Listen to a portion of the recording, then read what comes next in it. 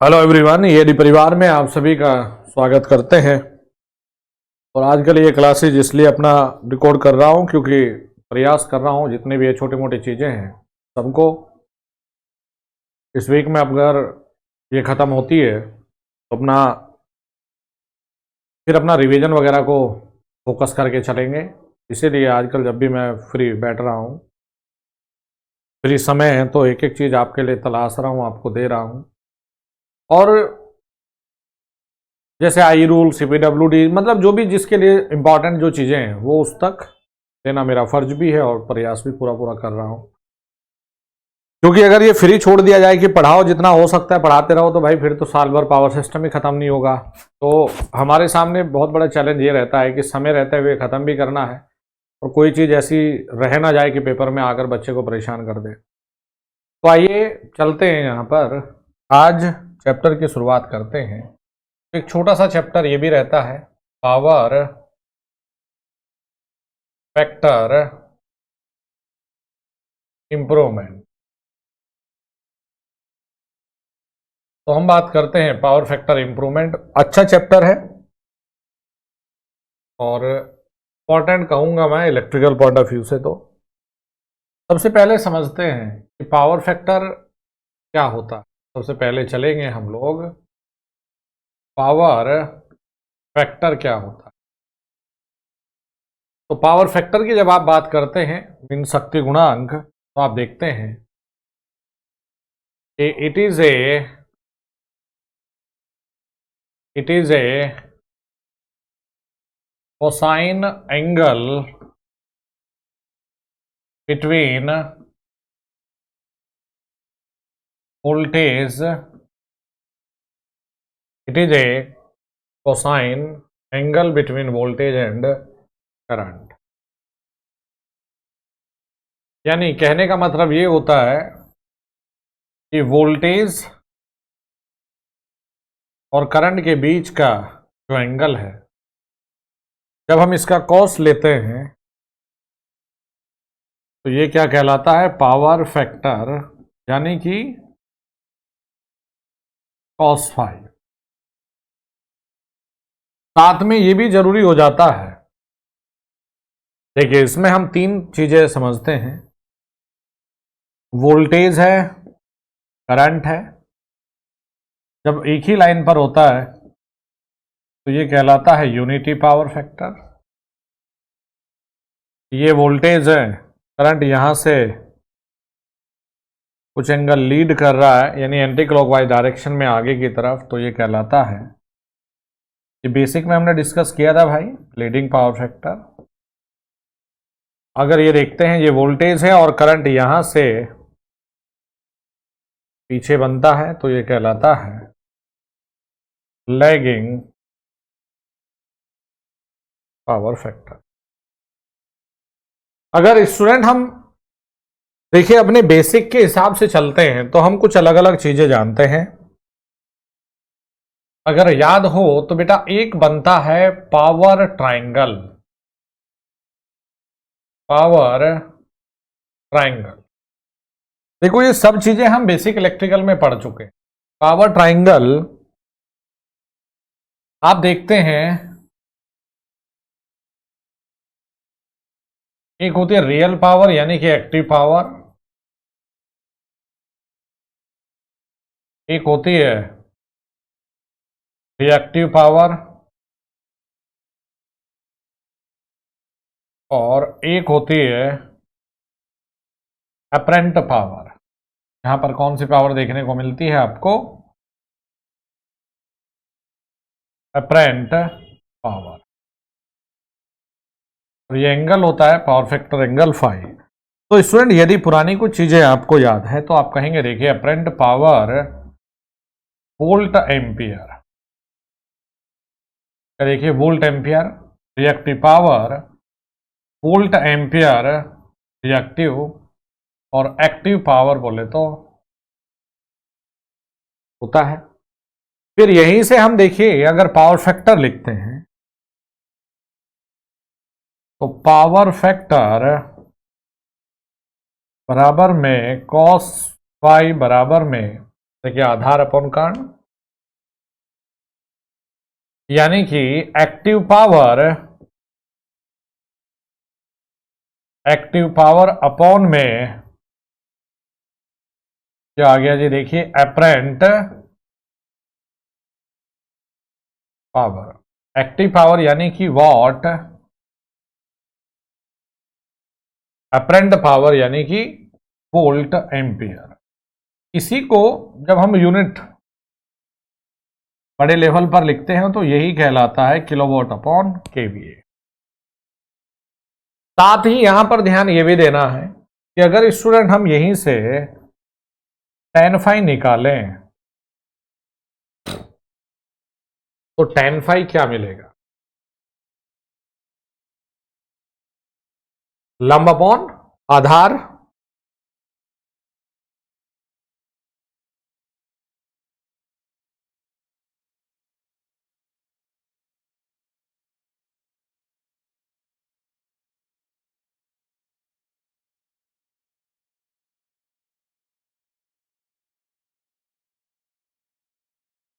तो tan phi लंब यानी कि रिएक्टिव पावर,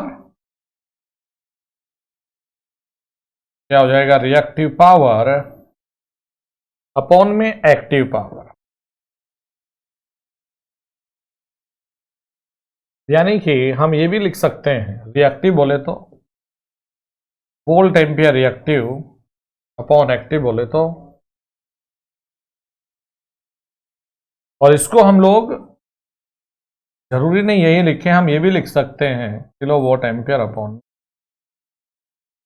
किलोवाट।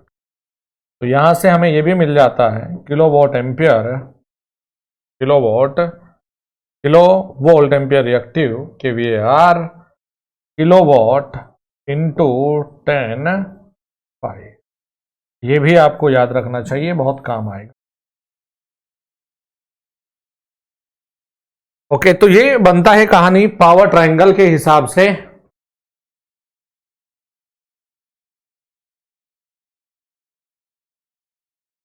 आगे बढ़ेंगे, देखिए एक बनता है इंपीडेंस ट्रायंगल, एक होता है इंपीडेंस ट्रायंगल।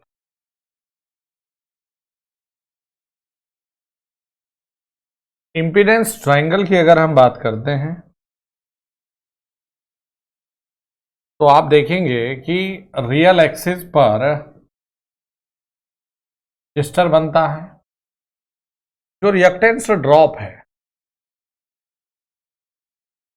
यानी रिएक्टेंस आपका ये आता है और ये बनता है, आपको याद आएगा, देखिए जेड, ये क्या बनता है, आई। तो यहां से अगर हम देखते हैं तो आपको पता है कि देखिए जी, पावर फैक्टर बराबर में कॉस फाई बराबर में आर बाई जेड। और यहां से अगर हम लोग tan फाई लिखने लगे तो हम क्या लिख पाएंगे, देखिए x बाई आर। चलिए एक और होता है स्टूडेंट जिसे हम कहते हैं एडमिटेंस ट्रायंगल। क्या हो गया, देखिए एडमिटेंस ट्रायंगल। तो एडमिटेंस ट्रायंगल, जैसे ये लिया हमने G, ये लिया ससेप्टेंस B, और ये क्या बना, देखिए Y। तो यहां पर बच्चे गलती ये करते हैं, इन्हें लगता है कि R बाई जेड है तो R का मान 1 अपॉन जी और Z का मान 1 अपॉन बाई लिख के काम चलेगा, गलत हो जाए। तो देखिए विद्यार्थियों, यहां आता है पावर फैक्टर बराबर में कॉस फाई बराबर में जी अपॉन वाई, आधार अपॉन में जी अपॉन वाई। फिर देखिए आपको याद होगा कि हम लोग वोल्टेज ट्रायंगल भी बनाते हैं। जैसे वोल्टेज ट्रायंगल की जब बात आती है, ये सब चीजें हम बेसिक में सीखते हैं भाई। तो वोल्टेज ट्रायंगल बोले तो यहां पर रजिस्टर के क्रॉस में वोल्टेज ड्रॉप वी आर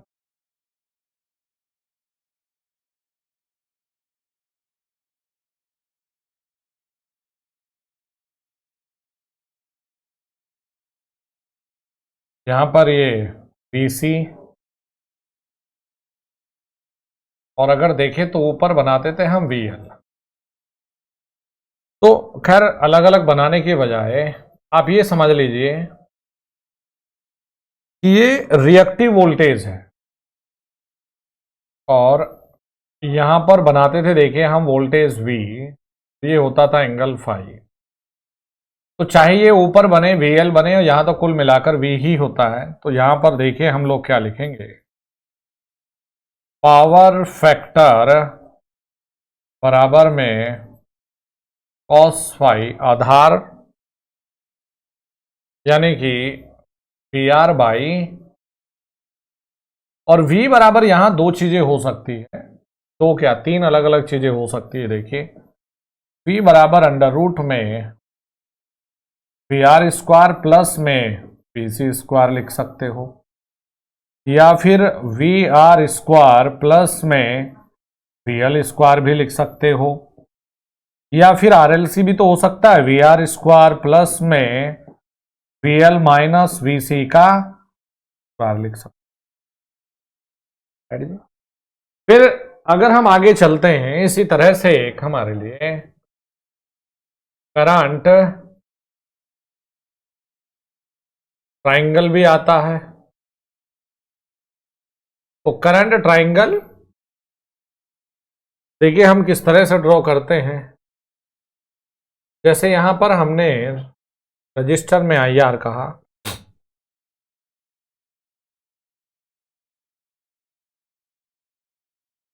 तो ये IL यहां हमें मिल जाए, IC भी हो सकता है, कोई टेंशन नहीं, और यहां कुल मिलाकर हमें करंट मिले I, ये 5 मिल जाए। तो यहां पर हम लोग ये भी लिखते आए हैं देखिए बेसिक में कि पावर फैक्टर बराबर में आधार, यानी IR बाई I, ये भी तो पढ़ते आए हो जी। तो यहां भी आपका जो I है ये हो सकता है अंडर रूट में IR स्क्वायर प्लस में IL स्क्वायर। I बराबर हो सकता है IR स्क्वायर प्लस में IC स्क्वायर। I बराबर हो सकता है IR स्क्वायर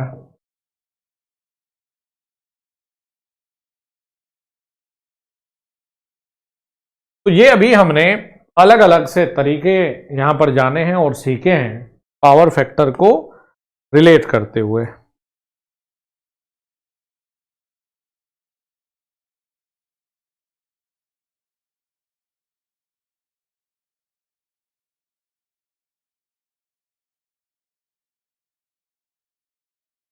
चलिए नेक्स्ट आगे बढ़ते हैं। नेक्स्ट चलते हैं हम लोग advantage of high power factor. Next चलेंगे स्टूडेंट यहां पर एडवांटेज ऑफ हाई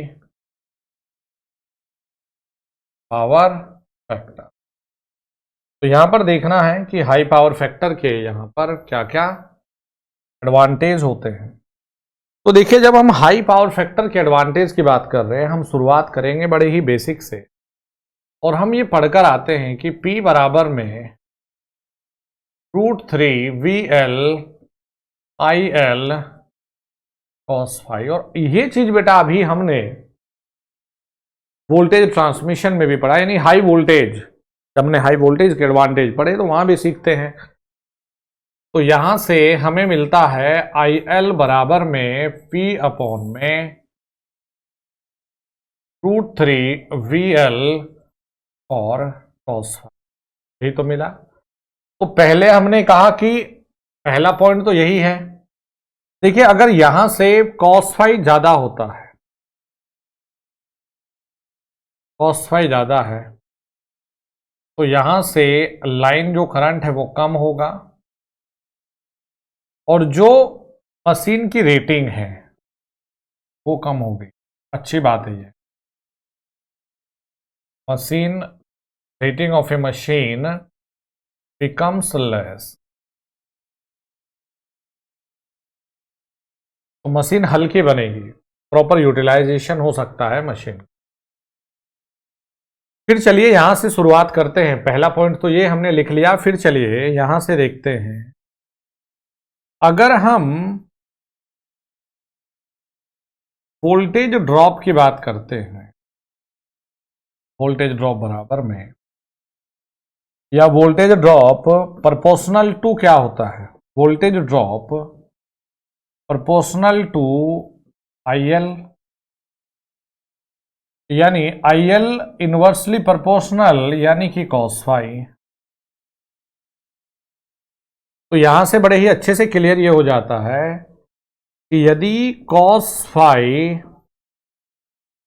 होगा तो जो वोल्टेज ड्रॉप है वो लाइन में कम होगा। Voltage drop is less.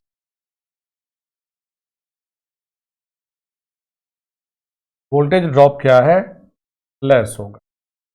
अगर वोल्टेज ड्रॉप लेस होता है तो आपको यह भी पता है कि good voltage regulation, good voltage regulation, voltage regulation अच्छा आने का मतलब है, आप लिख भी दो लेस। फिर नेक्स्ट पॉइंट हम ये लिखेंगे, चलिए देखिए लाइन लॉसेस। तो याद होगा आपको लाइन लॉसेस, अभी पुराने सेक्शन में हमने पढ़ा था सप्लाई सिस्टम में, cos स्क्वायर फाई, राइट ना। तो line losses inversely proportional cos square phi. तो यदि पावर फैक्टर यानी cos फाई हाई होगा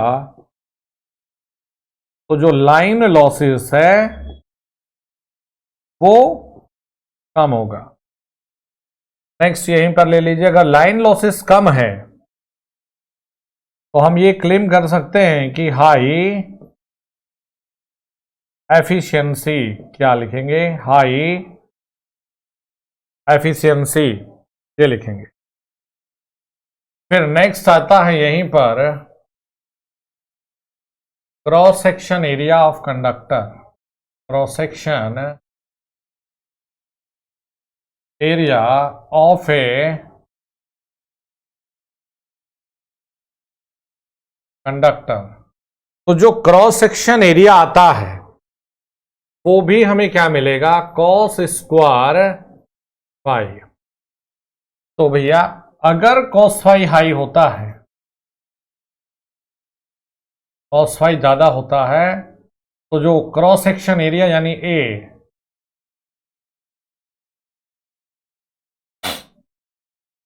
नेक्स्ट चलिएगा, वॉल्यूम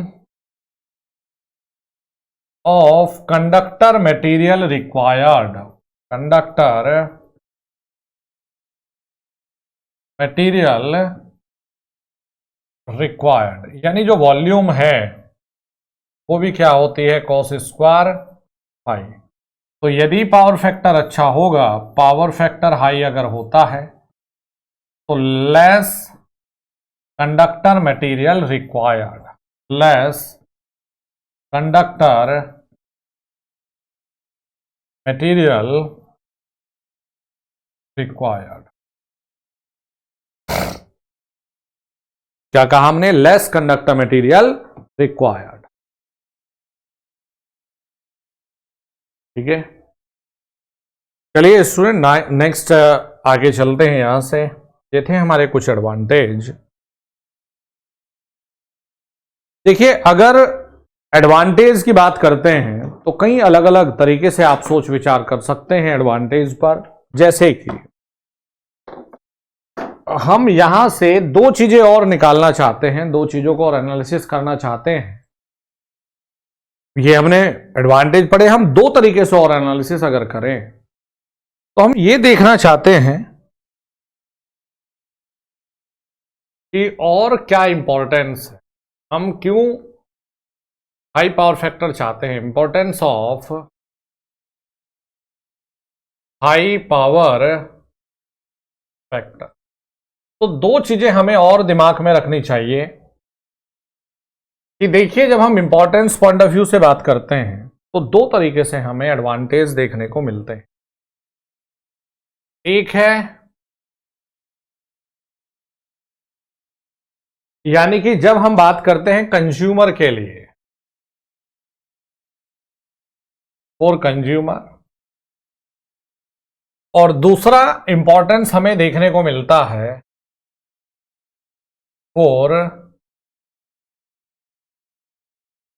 जनरेटिंग स्टेशन। इन पर आधारित अपना देखो, अगर थॉट प्रोसेस होगा आपका तो आप सवालों के जवाब बिल्कुल दे पाएंगे। बस थोड़ा सा यहां पर सोचने की आवश्यकता है आपको। देखो, अगर हम लोग कंज्यूमर की बात करते हैं, पहले कंज्यूमर पॉइंट ऑफ व्यू से सोचते हैं। मान लिया हम इलेक्ट्रिसिटी को उपयोग कर रहे हैं, हम कंज्यूमर हैं, तो हमारे लिए क्या है भाई? तो लाइन, यानी कि ये तो ट्रांसमिशन लाइन के लिए था, एफिशिएंसी, यानी कि इंपॉर्टेंस क्या है अगर प्रैक्टिकली, यानी कि जैसे अब मैंने कहा मैं कंज्यूमर हूं या मैं किसी पावर स्टेशन का मालिक हूं, तो भाई हमें देखना है कि क्या क्या इंपॉर्टेंस है। अगर हम पावर फैक्टर बढ़ाते हैं तो क्या क्या इंपॉर्टेंस है। देखिए ध्यान से, जो इलेक्ट्रिसिटी बिल आता है, जो इलेक्ट्रिसिटी बिल आता है, electricity bill generate according to maximum KVA demand charges. अच्छा जी, जो इलेक्ट्रिसिटी बिल आप पे कर रहे हो ना, ये पे करते हो मैक्सिमम केवीए डिमांड चार्जेस के अकॉर्डिंग। अच्छा जी,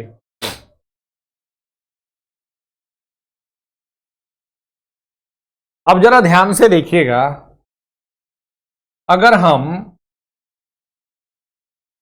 हम पावर फैक्टर को अच्छा कर दें, यानी कि हम क्या लिखेंगे, केवीए बराबर में किलोवाट बाई कॉस फाई। यदि हम कॉस फाई को बढ़ा दें तो हम यहां से जो केवीए डिमांड है उसके लेवल को क्या समझेंगे, घटा हुआ मानेंगे। तो यहां से हम कहते हैं if we increase the power factor, if we increase the power factor, if we increase the power factor, then maximum KVA demand decrease. So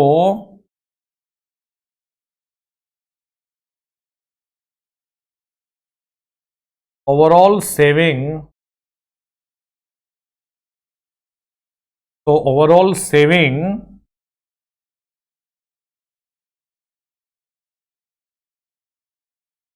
ऐसा लिखिए, ओवरऑल कॉस्ट बिकम्स लो। चलिए, एक तो कहानी ये थी कंज्यूमर पॉइंट ऑफ व्यू से, तो ये बढ़िया था। अब देखिए generating station point of view से कैसे। आपको ये पता है कि भाई जनरेटर को हम डिजाइन करते हैं according to the KVA rating, लेकिन अगर वर्किंग कंटेंट की बात करें टर्मिनल पे तो वो तो किलोवाट है। तो किलोवाट बराबर में KVA इंटू cos फाई। अच्छा होता है, यानी कि KVA सेम KVA के साथ में देखो, if we increase the cos phi, then kilowatt increase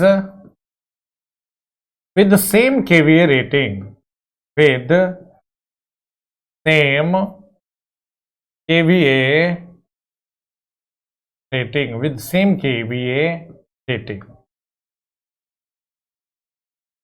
अब इसका मतलब ये आता है, इसका मीनिंग ये आता है, it shows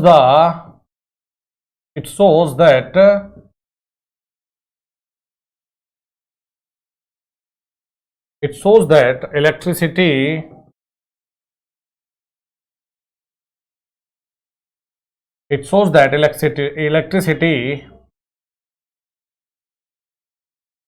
utilize in proper way,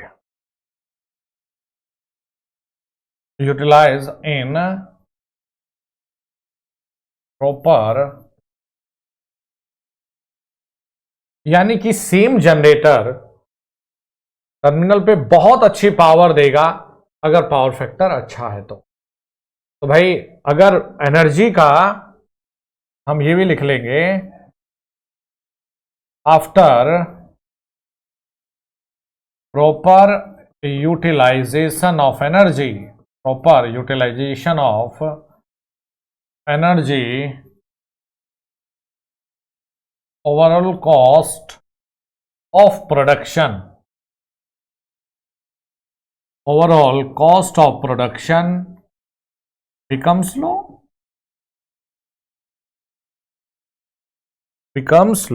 ये दो बहुत ही अच्छे एडवांटेज हैं हमारे कंज्यूमर और generating station point of view.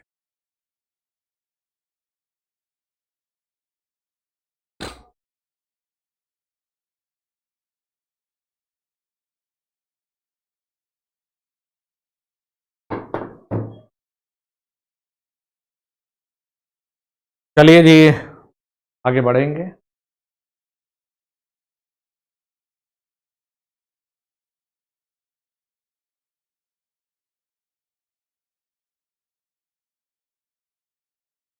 आपको ये ध्यान से देखना है, मान लिया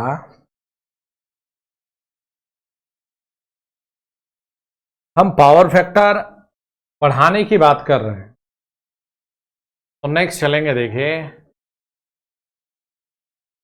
power factor improvement calculation, power factor improvement calculation. ध्यान से देखना है पावर फैक्टर कैलकुलेशन की, ये पावर फैक्टर इंप्रूवमेंट की कैलकुलेशन कैसे करें।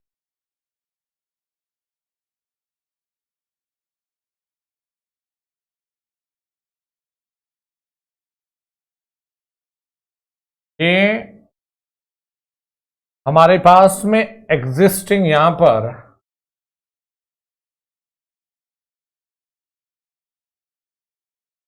चलिए कोई भी पावर थी या कोई भी करंट है,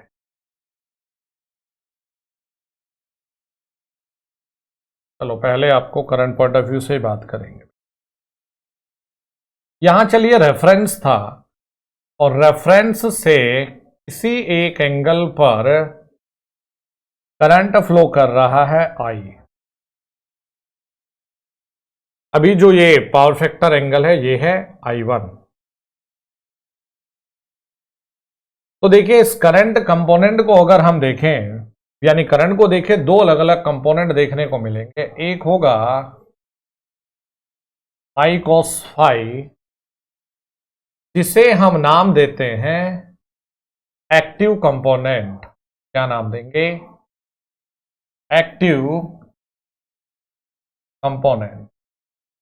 और एक देखने को मिलेगा हमें ये, जिसे नाम देंगे I sin phi, यानी कि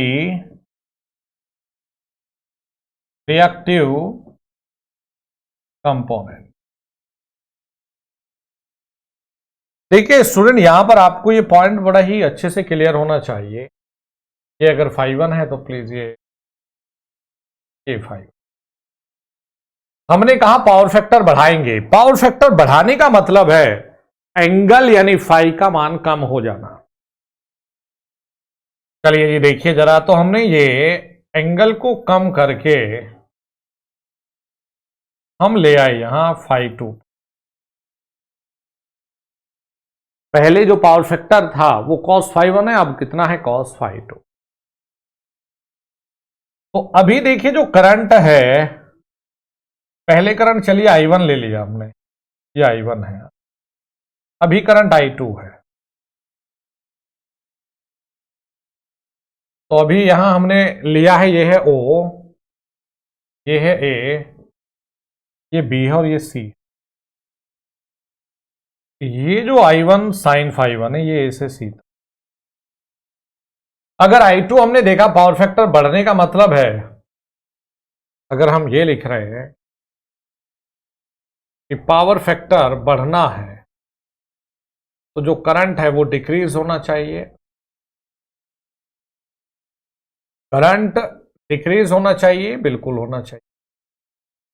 अगर यहां से बेटा हम इसके दो कंपोनेंट निकालें तो ये कहां टच है यहां, तो ये कहां पर मिलेगा हमें I2 cos phi 2 और एक यहां तक I2 sin phi 2, ये तो मिलेगा। देखिए आपको यह समझना है एक्टिव पावर, क्या एक्टिव कंपोनेंट चेंज हुआ है? नो। लिखिए active power, active power not changed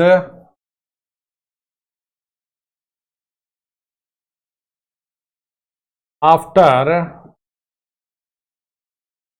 increase या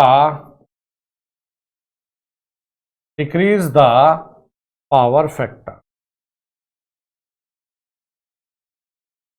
भैया बड़े ही क्लियरली है कि पावर फैक्टर घटने या बढ़ने से कभी भी एक्टिव पावर या active component of current never be changed.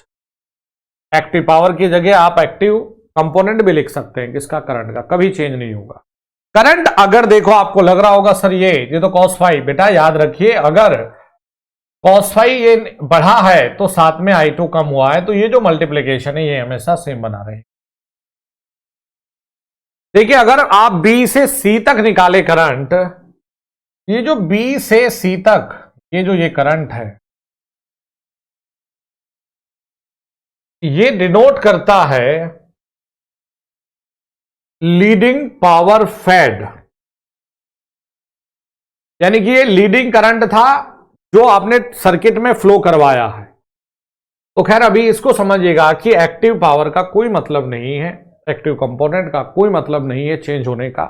सिर्फ जो चेंज होगा वो दो चीजें चेंज होंगी। देखो पावर फैक्टर के साथ में दो तरह की पावर चेंज होती हुई जरूर दिखेगी, और वो हम बात कर रहे हैं देखिए अपरेंट पावर की। बिल्कुल पावर फैक्टर के चेंज होने से बेटा अपरेंट पावर, और दूसरा रिएक्टिव पावर। दूसरा क्या देखिए रिएक्टिव पावर। ये दो चीजें तो चेंज जरूर होंगी, ये दो चीजें चेंज होती हुई दिखेंगी, दो चीजें डेफिनेटली चेंज हो जाएगी।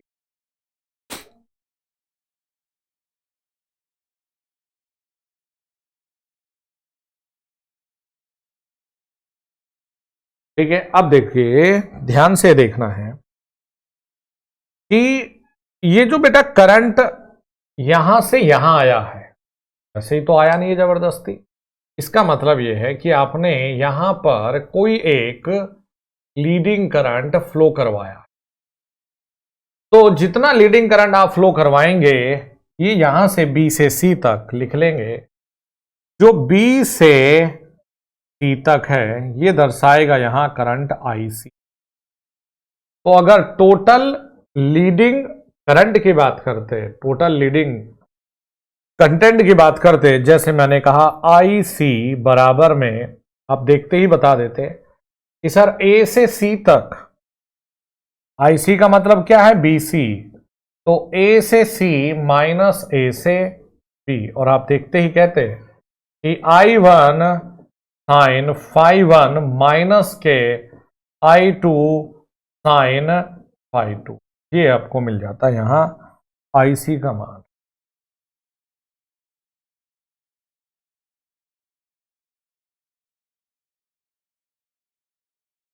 चलिए तो अब चलते हैं, देखिए पावर के हिसाब से लिखते हैं।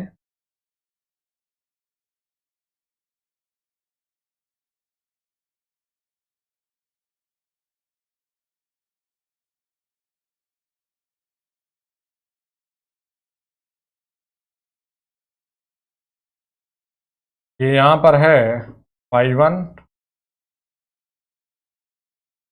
यहां पर है वी आई वन यानी कि अपरेंट पावर, लिख भी लेते हैं।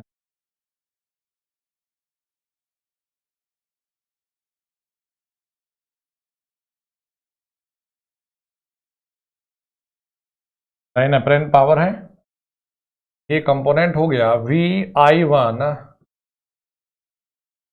कॉस फाई वन, ये ओ है, ये ए है और ये बी।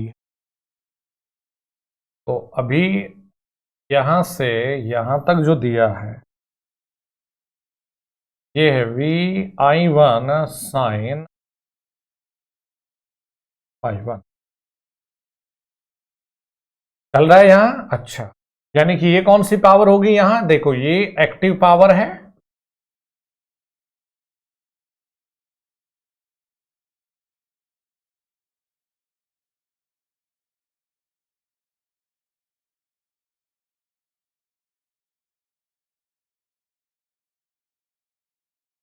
ये रिएक्टिव पावर है। हमने कहा हमने एक कैपेसिटर लगाया और इस कैपेसिटर ने एक लीडिंग पावर फेड की, जो हमने लिखा वी आई, ये है लीडिंग रिएक्टिव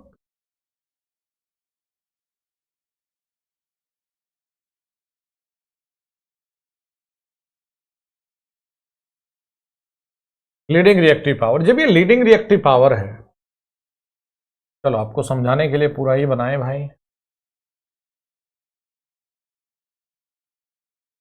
पहले तो ये था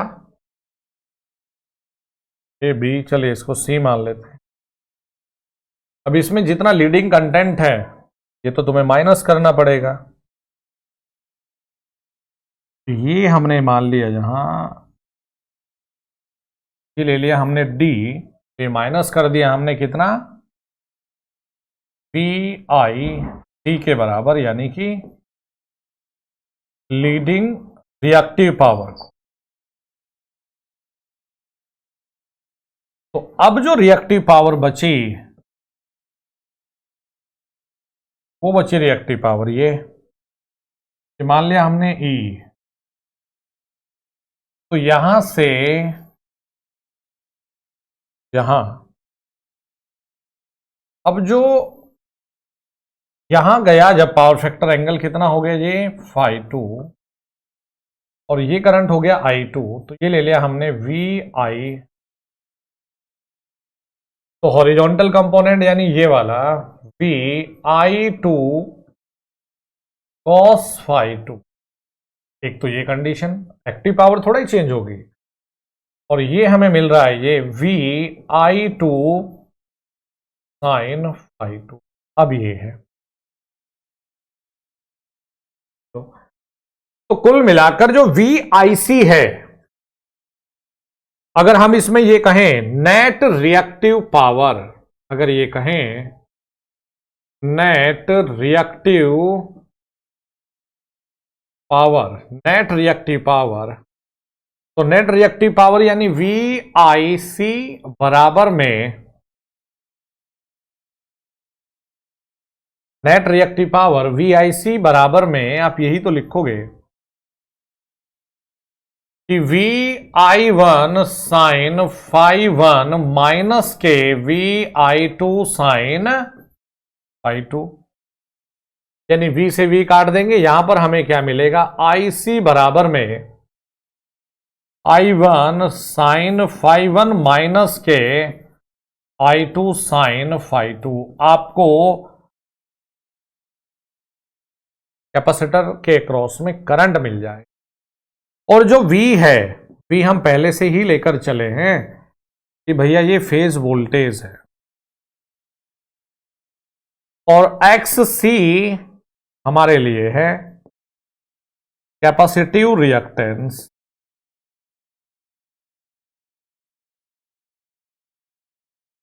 तो आप ये बताइएगा, आप ये बड़े क्लियरली हो, बहुत ही क्लियर कट आइडिया के साथ में आप ये कह सकते हो कि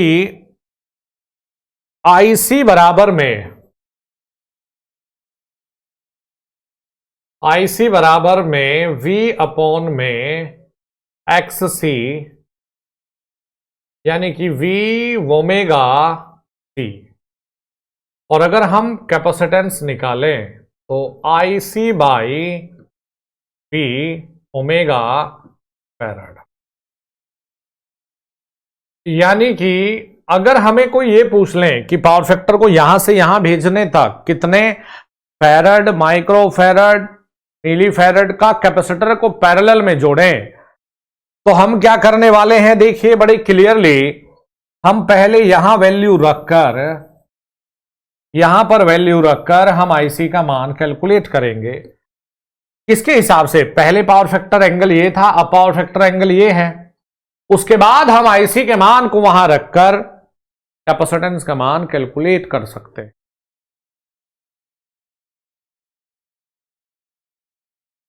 चलिए नेक्स्ट चलेंगे।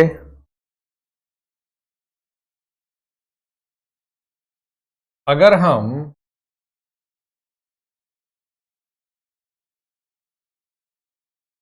ये लेकर चल रहे हैं,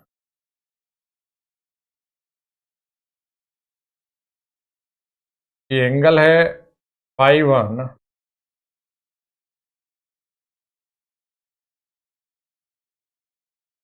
ये I1 है, और ये हमने लिया है φ2। तो हम देखिए यहां पर ये ध्यान देंगे, बेटा किलोवाट तो चेंज नहीं होगा,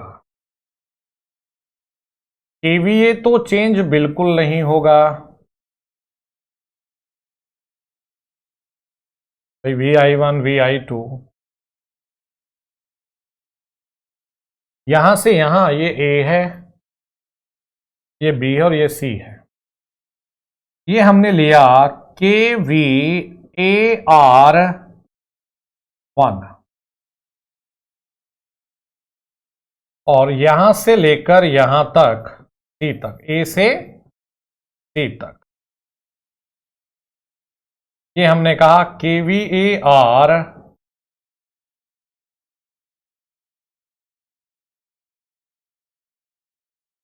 क्या हो गया जी, KVAR2।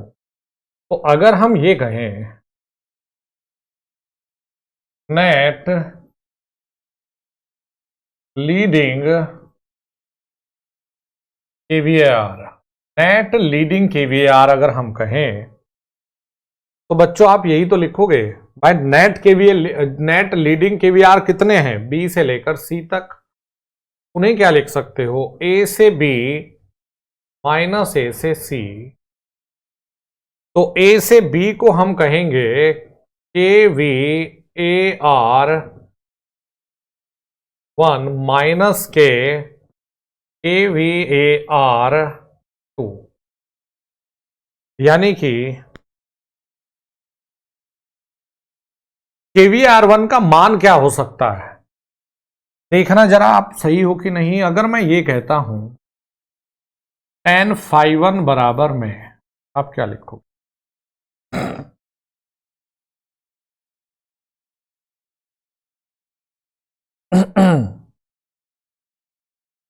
आप ये लिख सकते हो KVA और 1 में किलोवाट, भाई φ1 के लिए लंब अपॉन में आधार, ये हो गया tan φ1। तो यहां से बहुत सिंपल हो जाता है कि KVA R 1 बराबर में किलोवाट tan φ1। इसी प्रकार से KVA R तो ये हो जाएगा किलोवाट tan φ2।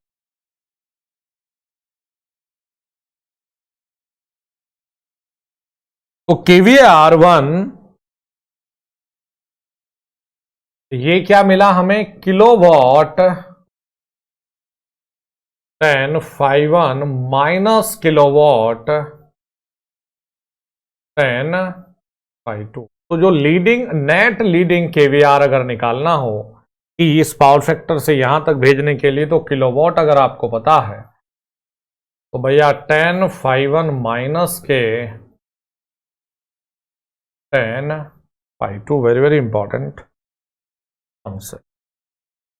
भैया ये जो फॉर्मूला है ये बहुत ही कमाल का फॉर्मूला साबित का। चलिए तो आइए स्टार्ट करते हैं आज एक और लेक्चर, पावर फैक्टर इम्प्रूवमेंट। चलते हैं पावर फैक्टर इम्प्रूवमेंट। तो देखिए पावर फैक्टर इम्प्रूवमेंट का कल हमने बेसिक पढ़ा था, यहीं से आगे चलते हैं आज। हाँ जी, तो हमारा टॉपिक है मोस्ट इकोनॉमिकल पावर फैक्टर। देखिए पावर फैक्टर को बढ़ाने के लिए कुछ ना कुछ तो खर्चा आएगा ही आएगा। आपने कहा बिल्कुल फ्री में तो पावर फैक्टर नहीं बढ़ेगा। हमने एक तरफ advantage of high power factor तो पढ़ लिया, लेकिन ऐसा भी नहीं कर सकते कि हम हाई करते करते उतना हाई कर दे कि हाई करने में खर्चा ज्यादा हो जाए और उससे बचत कम हो। तो हमें यहां पर एक बेस्ट सॉल्यूशन निकालना पड़ता है, मोस्ट इकोनॉमिकल पावर फैक्टर, कि भाई कितने पावर फैक्टर पर चलाएं कि बेस्ट रिजल्ट मिले। तो स्टूडेंट यहां पर देखेंगे मोस्ट इकोनॉमिकल पावर फैक्टर में हमने ये कहा कि जो मैक्सिमम किलोवाट है, अभी हमने ये कहा कि ये KVA1 है और यहां पावर फैक्टर φ1 है। अच्छा जी, पावर कितनी है, यहां P है, ये चेंज नहीं करते, P इसमें है किलोवाट। इसके लिए स्टूडेंट अभी हमने कहा कि KVAR1, ठीक है।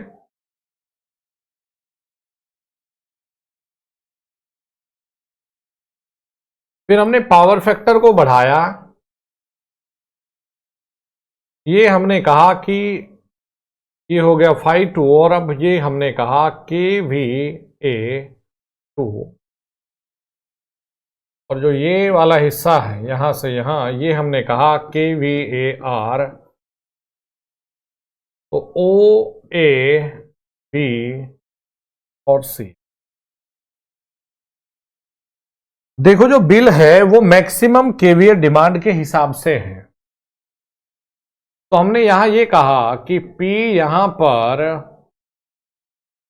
मैक्सिमम किलोवाट है। अभी जो पावर फैक्टर है वो cos φ1 है,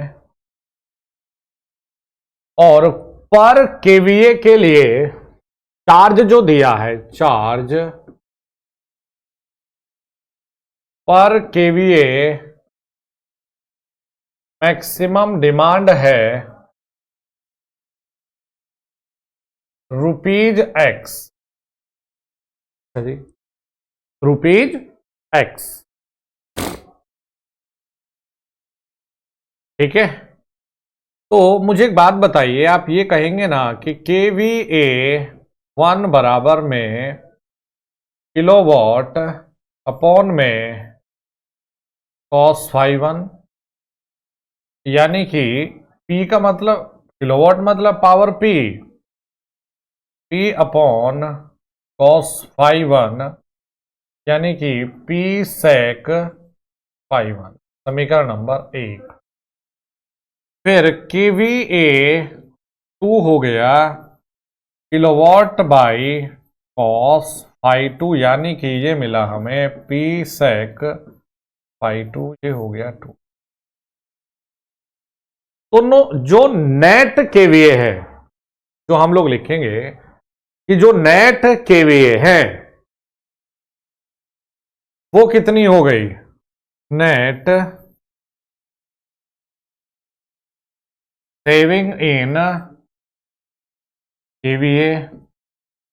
तो भाई वो हम कितनी लिखेंगे, x तो हमारी एक के लिए है, तो x तो यहां आएगा, ये आएगा रुपीज x, और ये हो गई भाई P sec phi 1 minus P sec phi 2। तो ये मिला हमें जो नेट सेविंग इन KVA है, तो ये मिला हमें XP और भाई sec फाई 1 माइनस के sec फाई 2, ये हमने ले लिया जी समीकरण नंबर 3। ये तो हमें भाई पावर फैक्टर यहां से यहां अगर हम करें तो भैया ये तो होगी बचत, इसमें मैक्सिमम KVA वाले खर्चे में। अब हमने ये कहा कि कॉस्ट फॉर ईच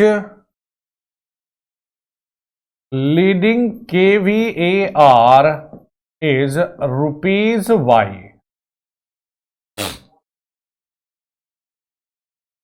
अच्छा जी, तो KVAR 1 बराबर में क्या P tan फाई 1 होगा, P तो वही है, और भैया KVAR 2 बराबर में क्या P tan फाई 2 होगा, बिल्कुल। तो net expenditure at leading KVAR is कितना है वाई पी, अच्छा जी, tan फाई 1 माइनस के tan फाई, एक खर्चा ये हो गया, ये खर्चा है, ये बचत है। तो जो नेट सेविंग है हमारे पास में, भाई ये बचत है, ये खर्चा है, तो हमने कहा नेट जो सेविंग है, नेट सेविंग S बराबर में, ये देखिए क्या है, XP sec फाई 1 माइनस के XP sec फाई 2, ये हो गया। फिर माइनस करना पड़ेगा YP tan phi 1 plus YP tan phi 2, ये आ गया। ये हमारे पास नेट सेविंग है। तो हमें मोस्ट इकोनॉमिकल तक चेंज करना है, तो हमने कहा differentiate with respect to phi 2 and equate to 0।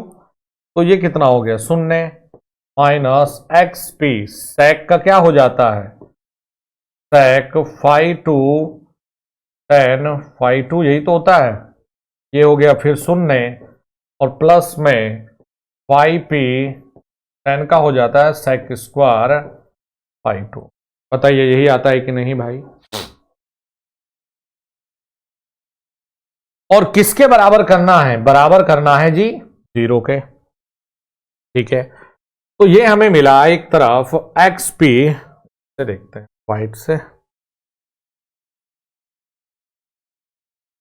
तो बेटा ये हमें मिला इधर XP sec phi 2 tan phi 2 बराबर में YP sec square phi 2। P से P कैंसिल, sec phi 2 से ये कैंसिल,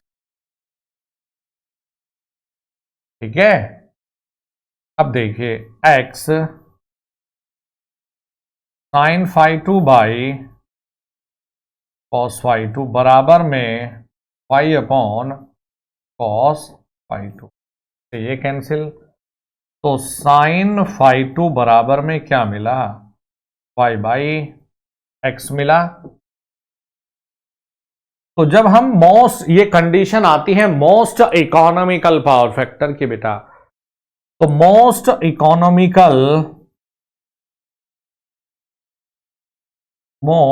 इकोनॉमिकल पावर फैक्टर जो हमें मिलेगा वो हमने नाम देना क्या है, cos phi 2। तो आपको पता है 1 माइनस क्या होता है भाई, साइन स्क्वायर phi 2, और phi 2 का मान हमने निकाल रखा है, तो under root 1 minus Y by X का, तो y क्या था, एक kVAR को बढ़ाने में खर्चा, और वो पर kVA के हिसाब से जो बचत है वो x है। तो बेटा यहां पर मोस्ट इकोनॉमिकल पावर फैक्टर हमें ये मिलता है, लिखिए ये मिलता है हमें मोस्ट इकोनॉमिकल पावर फैक्टर। चलिए यहां से आगे चलते हैं। देखिए स्टूडेंट, नेक्स्ट टॉपिक भी बड़ा इंटरेस्टिंग टॉपिक है, और नेक्स्ट टॉपिक को ये समझते हैं कि for increasing the kilowatt demand, ये भी बहुत अच्छा टॉपिक है। देखिए आपको ये समझना चाहिए, ये क्लियर होना चाहिए आपके दिमाग में कि अगर हम एक छोटा सा आइडिया लें, किलोवाट बराबर में kVA इंटू cos phi होता है। आप कहेंगे हाँ सर बिल्कुल हमें पता है। अब किलोवाट की डिमांड यदि बढ़ जाए तो दो तरीके से आप बढ़ा सकते हैं, दो केस यहां पर हो सकते हैं, बाय चेंजिंग kVA, एंड दूसरा हो सकता है बाय चेंजिंग पावर फैक्टर। भाई इंक्रीजिंग किलोवाट डिमांड को हम दो तरीके से फुलफिल कर सकते हैं मेरे शेरों। तो पहला ये देखते हैं कि पहले में खर्च कितना आएगा, तो केस फर्स्ट लेते हैं, केस फर्स्ट लेते हैं, बाय चेंजिंग kVA, चेंजिंग क्या, by increasing kVA, by increasing kVA with constant power factor, with constant power factor। अच्छा सर ठीक है, बिल्कुल, यानी कि हम kVA को बढ़ा के किलोवाट के डिमांड को फुलफिल करना चाहते हैं और पावर फैक्टर को अनचेंज, मतलब पावर फैक्टर में कुछ गड़बड़ नहीं करनी। आपको ये समझना है कि मैंने ये लिया, ये O है, ये ए है। अभी इसके लिए कहानी ये चल रही है बाबू, और P हमारे लिए, चलिए हमने ले लिया P हमारे लिए अपरेंट पावर है। अपरेंट पावर पहले ये ओ ए, ये B ले लेते हैं, तो ये हमारे लिए यहां अपरेंट पावर है B, सॉरी P। और मैंने यहां पर एक सर्कल ड्रॉ कर दिया बाबू, ये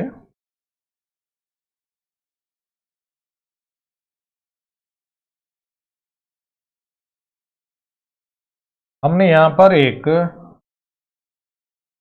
सर्कल ये ड्रॉ कर दिया। तो इस पर कहीं पर भी अगर हम देखें तो हमें जो मिलेगी वो P ही मिलेगी। तो हमने अब इसके लिए जो एंगल ले रखा है बच्चों, ये ले रखा है हमने φ1, ठीक है जी। अब हमने यहां से क्या किया कि हमने अब KVO को बढ़ा दिया।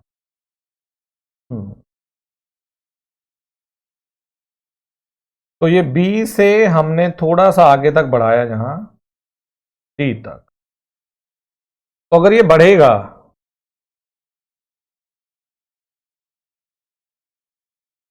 अगर ये बढ़ता है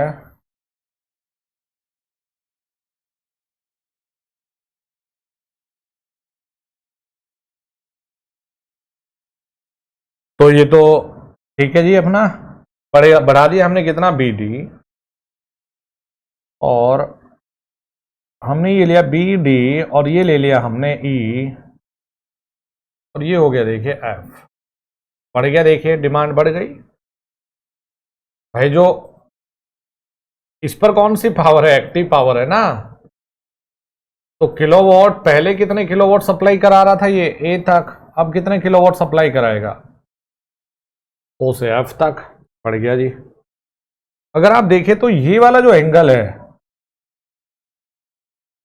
ये तो φ1 ही है ना, कोई दिक्कत नहीं है, ठीक है। और अगर मैं ये कहूं, अगर मैं सेम पावर के लिए, सेम पावर P के लिए, अब नेक्स्ट जो एक्टिव पावर आई है इसके लिए अगर मैं कैलकुलेशन करता हूं, ये होता ना, देखो, हाँ जी बात तो सही है। तो अगर ये P है, F इसे ले लेते हैं G। तो अगर ये P है, जो हमने ये रेडियस मान रखा है, तो भाई ये P है, ये भी P है। और जब ये गया यहां, तो ये एंगल हमने ले लिया जी φ2। तो पहली चीज तो आप मुझे ये बताइए कि जो इंक्रीजिंग हुआ है, जो हम लिख रहे हैं कि इंक्रीज इन KVA, तो इंक्रीज इन KVA का मतलब क्या है, BD। हाँ सर बिल्कुल है BD। और B से D का मतलब तुम BE बाई, देखना जरा, BE बाई cos φ1 लिख सकते हो। मुझे तो लग नहीं रहा कोई दिक्कत है भाई। कॉस का मतलब होता है आधार अपॉन कर्ण, तो आधार अपॉन कर्ण,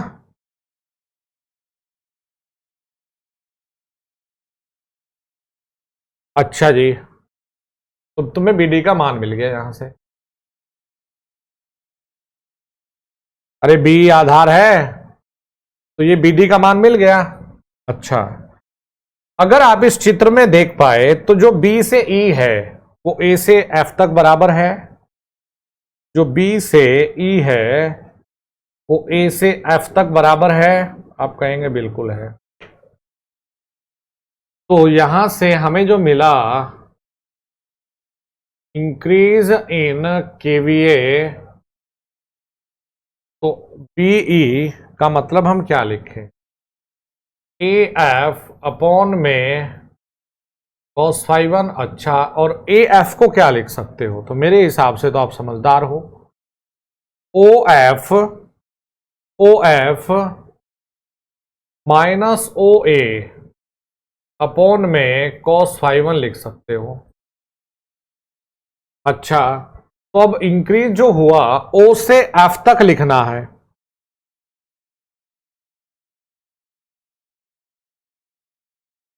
क्या लिखना है? ओ से एफ तक मेंशन करना है आपको, ओ से लेकर एफ तक।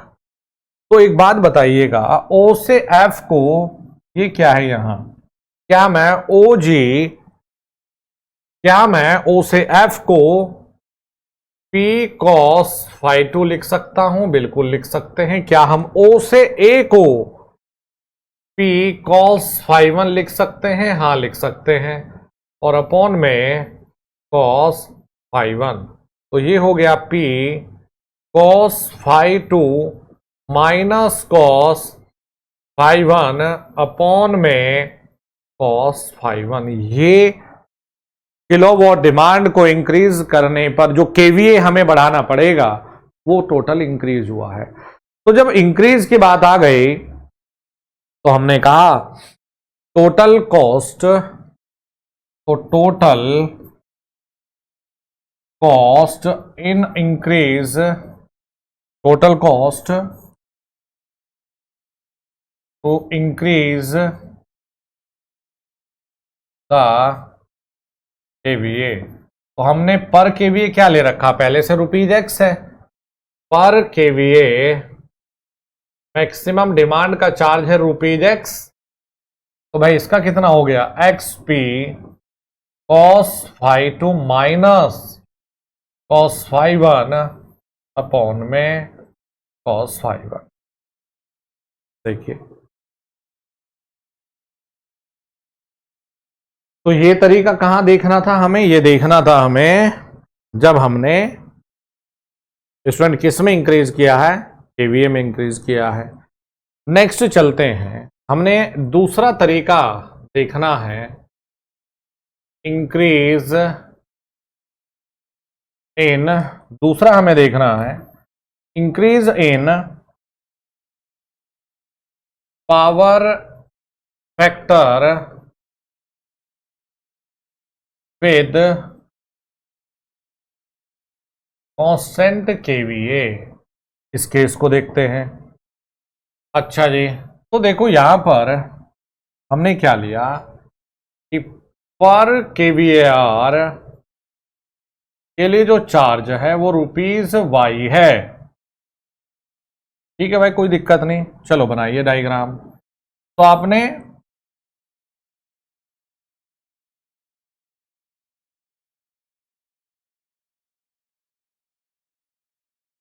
ओ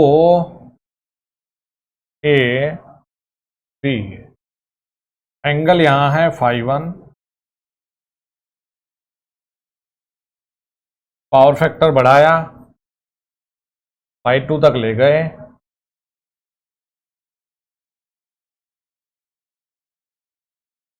ए बी, ये सी ले लेते हैं, ये ले लेते हैं यहां सी। तो आप देख पा रहे होंगे, अगर मैं ये लिखूं net KVR, net KVR supplied, कितने केवीआर हमने लीडिंग केवीआर दिए जिसमें पैसा खर्च करना पड़ा है, तो बी से सी, और बी से सी को आप ये लिखोगे ए बी, हाँ जी बिल्कुल लिखना पड़ेगा, माइनस ए सी, माइनस ए सी। ठीक है जी, फिर चलो जरा ए से जो बी का मान है, ए से जो बी का मान है आप उसे क्या मेंशन करोगे?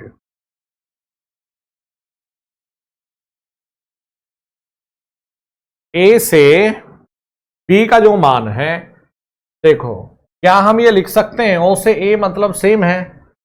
तो मुझे एक बात बताइए, अगर हम ये लिखें बेटा कि साइन फाई बराबर में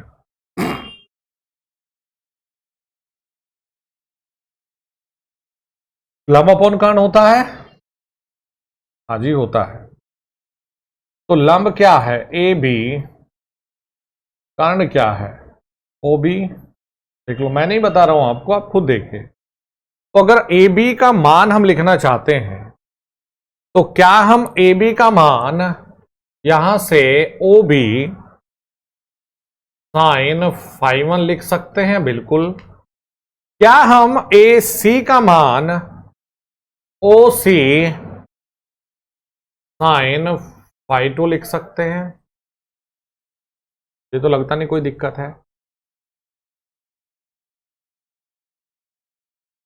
यहां तक देखिए। अब जो हम अगर जो ओ से बी है उसका मान क्या हम ओ ए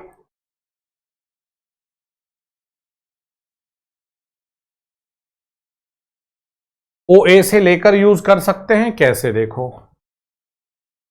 अगर मैं ये कहता हूं cos फाइव वन बराबर में,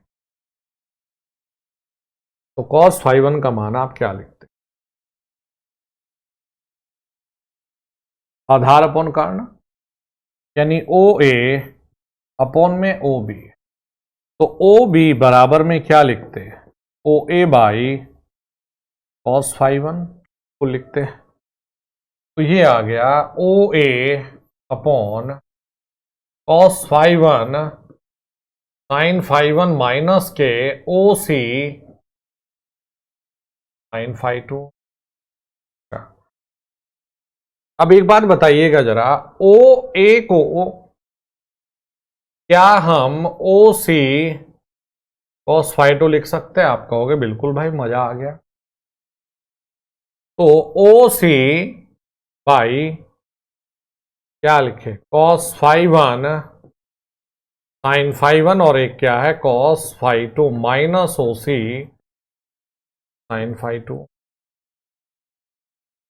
तो ये हो गया O C tan five one cos five two minus O C sine five to.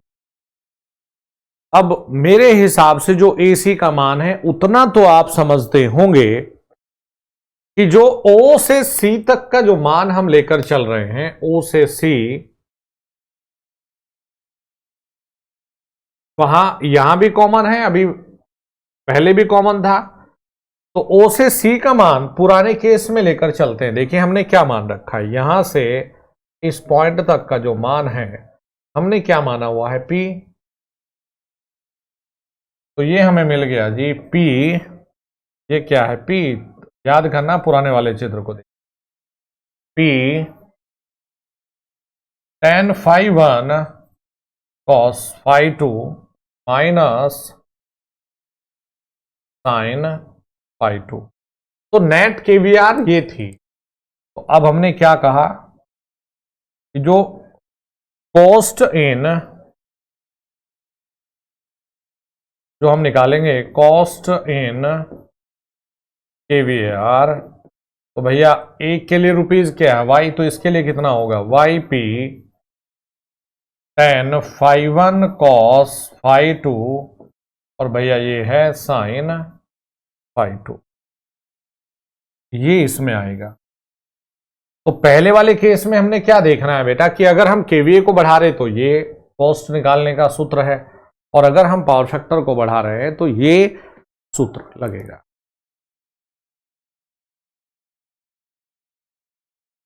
Hello hello.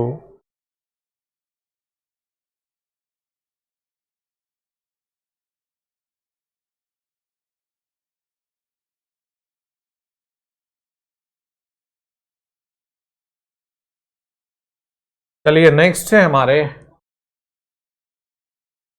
Cause of low power factor. तो लो पावर फैक्टर के जो कारण हैं, लो पावर फैक्टर के अलग अलग कारण क्या है? तो भाई एक तो कारण है, देखिए, सिंगल फेज इंडक्शन मोटर।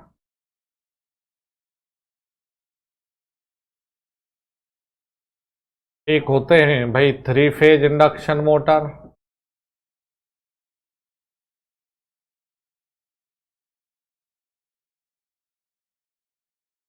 एक जो होता है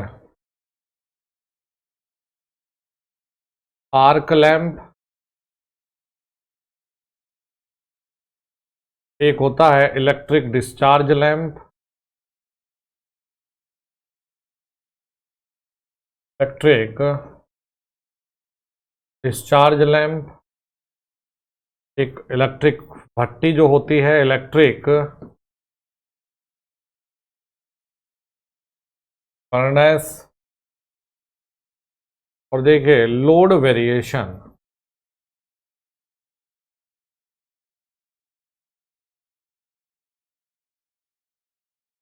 ये नेक्स्ट हम चलते हैं मेथड्स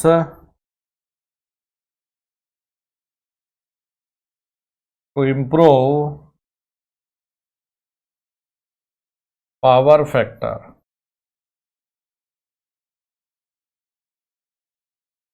तो यहां हमारे पास होते हैं अलग अलग तरीके, जैसे एक होता है कैपेसिटर बैंक।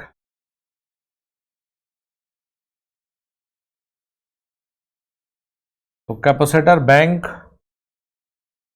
हम क्या करते हैं, जैसे ये लोड है तो लोड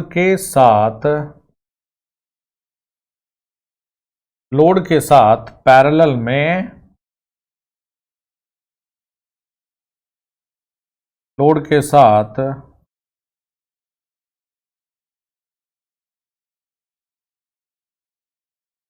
पैरेलल में हम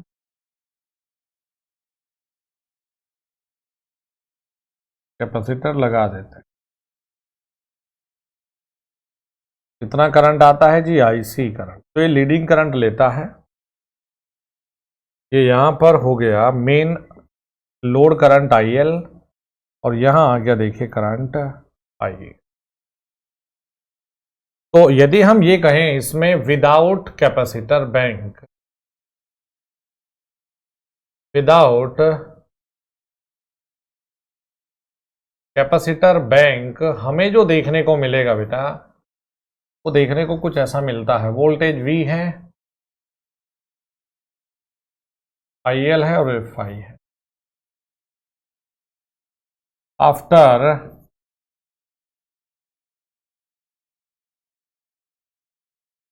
कैपेसिटर बैंक वोल्टेज V ये है, यहां से लीडिंग करंट IC लेता है,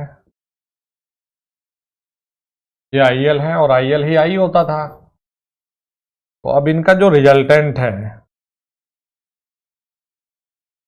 ये I आता है यहां।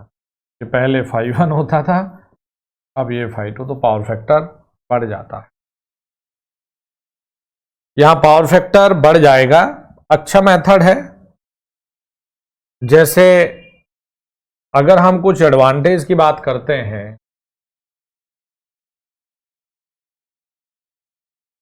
तो एडवांटेज यहां पर ये है भाई, एक तो सिंपल है, दूसरा no foundation required, no foundation required,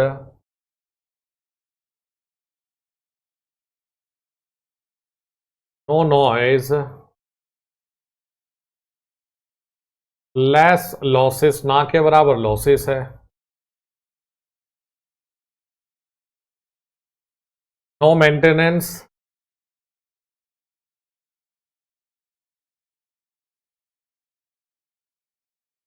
फायदे फायदे। अगर डिसएडवांटेज की बात करने लगे तो डिसएडवांटेज यहां हो जाते हैं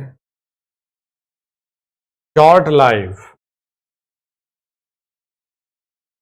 शॉर्ट लाइफ होती है कितनी, 8 to 10 ईयर्स,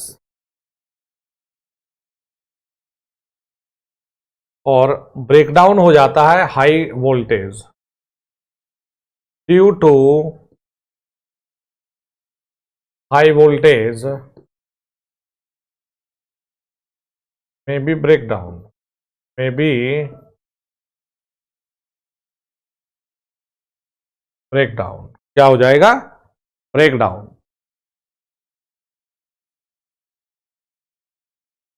फिर दूसरा आता है हमारा सिंक्रोनस मोटर, जिसे आप नॉर्मली मशीन में भी सीखते हो बेटा। कैसा है? ओवर एक्साइटेड मोड में जब चलता है और शाफ्ट पे कोई लोड ना हो, शाफ्ट पे क्या हो? नो लोड हो।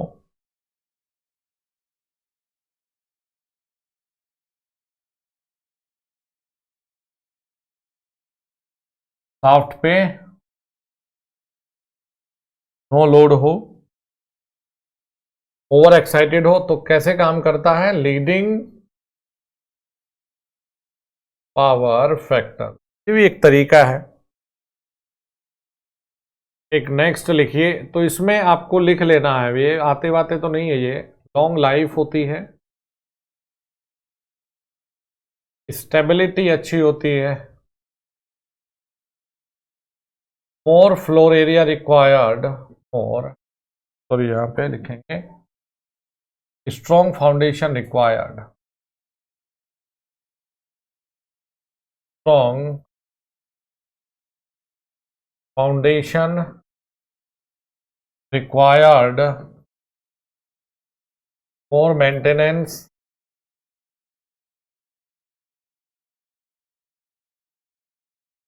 और तीसरा बेटा होता है फेज एडवांसर। जो फेज एडवांसर होता है ये नॉर्मली काम आता है 3 फेज इंडक्शन मोटर के लिए। क्यों?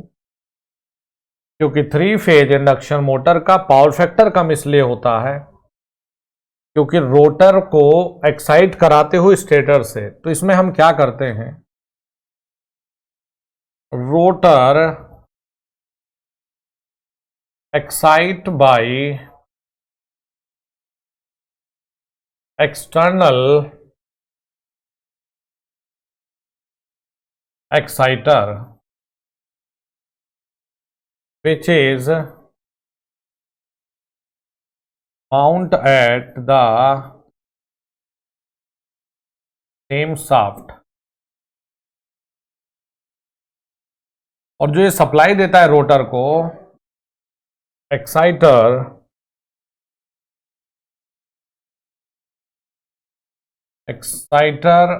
feeds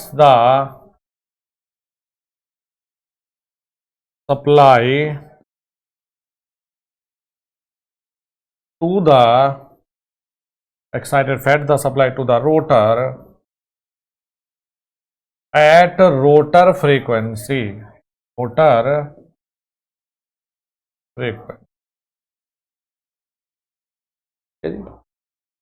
तो यहां पर ये आपका होता है पावर फैक्टर। तो मैंने इसमें सभी चीजें आपको अपना करवाई है ये।